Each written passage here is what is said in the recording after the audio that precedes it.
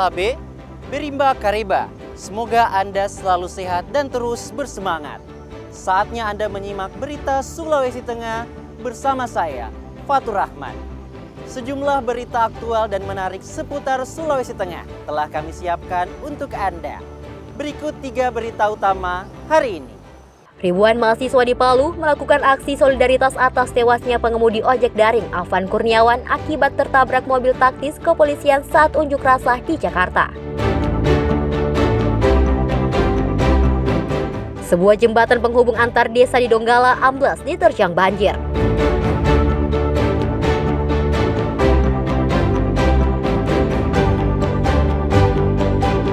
Harga cabai kembali melonjak di pasar tradisional dalam 2 hari terakhir.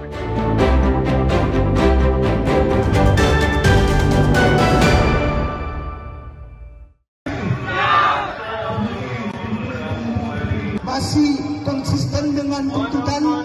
Dari ini kami datang dengan saya bisa membersamai gerakan pada siang hari ini. Aksi solidaritas tewasnya pengemudi ojek online Afan Kurniawan terus berlanjut di Palu, Sulawesi Tengah Senin siang. Ribuan mahasiswa dari berbagai kampus berunjuk rasa menuntut keadilan dan proses hukum terhadap pelaku yang melindas korban. Ribuan pengunjuk rasa ini memulai aksinya sekira pukul 1 siang di depan gedung DPRD Sulawesi Tengah Jalan Samratulangi. Mereka berusaha masuk ke dalam gedung wakil rakyat tersebut, namun dihadang ratusan aparat kepolisian. Massa pun akhirnya berorasi secara bergantian sembari membakar ban bekas di jalan raya. Dalam orasinya, mereka menuntut proses hukum terhadap polisi yang melindas Afan Kurniawan hingga tewas. Mengawal pengusutan kasus atas meninggalnya almarhum Afan Kurniawan.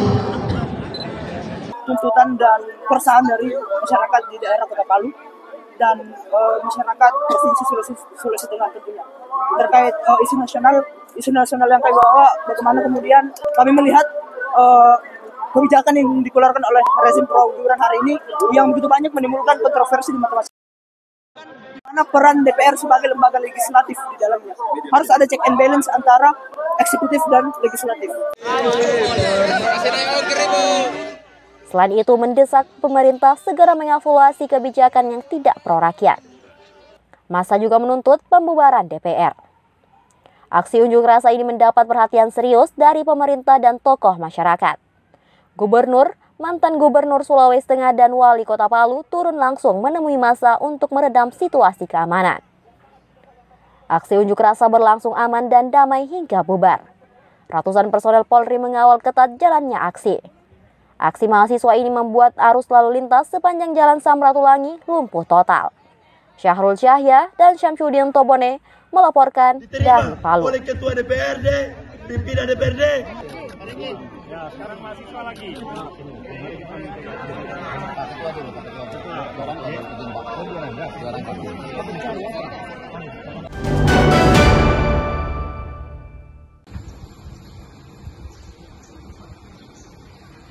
Sejumlah pemerintah daerah di Indonesia memutuskan meliburkan sekolah pada 1 September 2025, termasuk di Kota Palu, Sulawesi Tengah. Kebijakan ini diambil sebagai langkah antisipasi menyusul adanya rencana aksi besar-besaran.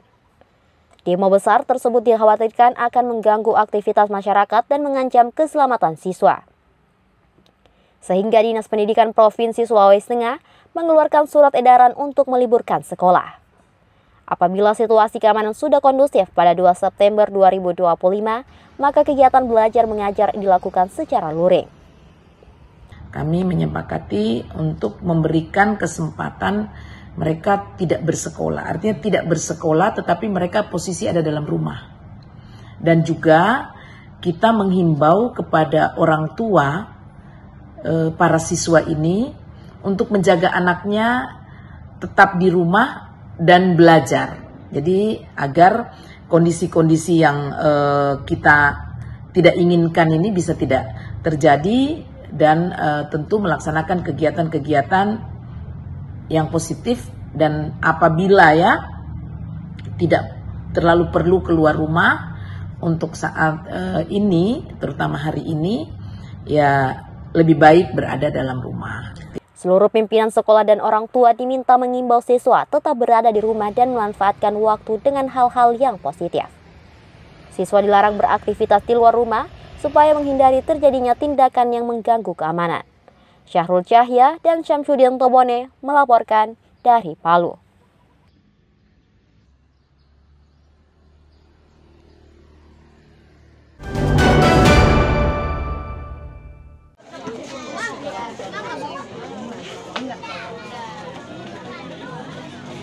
Upaya pemulihan psikologis terhadap korban gempa bumi di Kecamatan Poso Pesisir, Kabupaten Poso terus dilakukan. Setelah hipnoterapi beberapa waktu lalu, Polda Sulawesi Tengah kembali melakukan kegiatan sosial berupa trauma healing.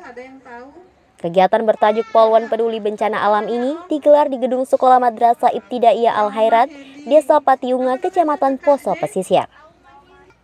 Pematerinya yang juga anggota Poluan ini memberikan terapi pemulihan kesehatan mental anak-anak agar kembali menjalani kehidupan dengan rasa aman, bahagia, serta percaya diri.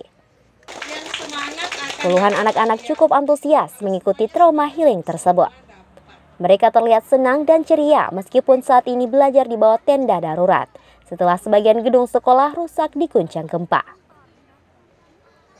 Mengembalikan rasa trauma dari anak-anak di sekolah madrasah ini, kemudian dengan sedikit memberikan motivasi berupa trauma healing, kemudian sedikit memberikan bantuan dalam rangka merehab gedung sekolah, kemudian memberikan sedikit pengobatan gratis kepada seluruh warga di desa dan memberikan sedikit bantuan sembako kepada warga. Semoga apa yang kami lakukan dapat bermanfaat bagi anak-anak dan bagi warga.